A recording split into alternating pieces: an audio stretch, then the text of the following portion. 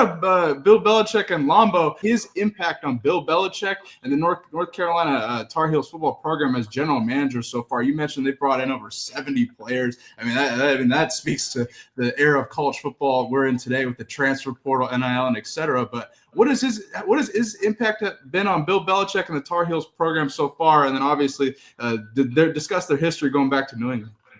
Well, a couple things, Bailey. I mean, number one, this is the first time that this kind of structure and personnel hierarchy has been done, certainly here at Carolina and probably elsewhere in college football. I mean, they are very bold in saying we want to be the 33rd NFL team or a reasonable facsimile of it, and part of that structure is having a head coach and having a general manager, and so now Lombardi has an enormous amount of power, a lot of sway.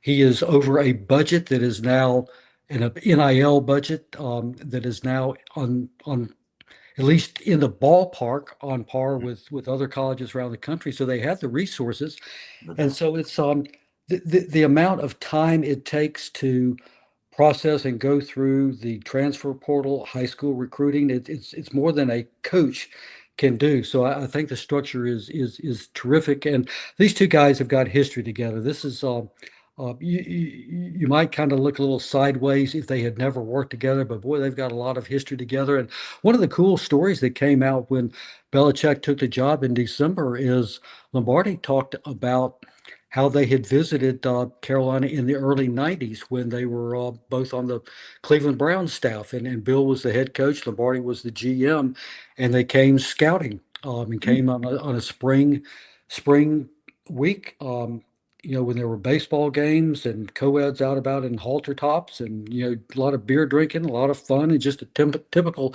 spring in Chapel Hill. And, he just talked about what a great atmosphere was and that it was always kind of in the back of both their minds of, what a cool place Chapel Hill is and what a neat place it would be to live. And, that started the thought of this place has had a lot of great teams, a lot of great players, but it's just never been a consistent national contender, going back to Bill Dooley, Dick Crum, Butch Davis, Mac Brown 1, Mac Brown 2, Larry Fedora, going 11-1 in 2015.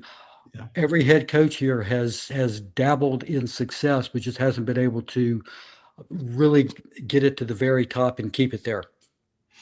Yeah, that's a great point. And I think one of the biggest things that you mentioned with Lombardi's impact on Belichick is they're running a professional organization. You just mentioned it. I mean, they brought in 70 plus players, which is insanity. But this is, it doesn't shock me. Let me just say that. Now, what sets them and Michael Lombardi apart from other general managers in college football, in your opinion? Because I don't think every college football program is being run as a complete professional organization, as UNC in particular is with Lombardi and then Belichick as head coach. Well, I certainly think his resume and where he's been, having worked under Bill Walsh at San Francisco, Al Davis in Oakland and Vegas, and just that experience with Bill over the years. He knows the NFL, he knows personnel. He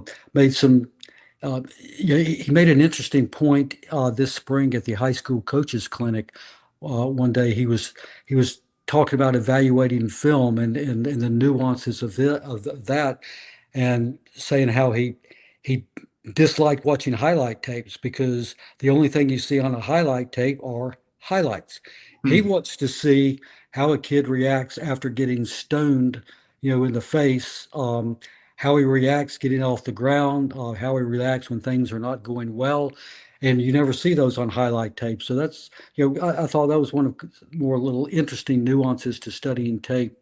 So we'll see how it goes. I mean, so far, the returns are excellent. They're recruiting well, really doing well with the 26 class. Just the last week have been several high-profile four-star flops from other programs.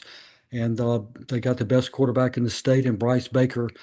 For this class, Bryce is now a freshman here, and they've got a commitment from Travis Burgess, a highly regarded quarterback from Georgia, for next year. So it's all going well, and it's the grand experiment here at Chapel Hill to see if Carolina can get in the fray with the best in college football, and all start in a little less than a month.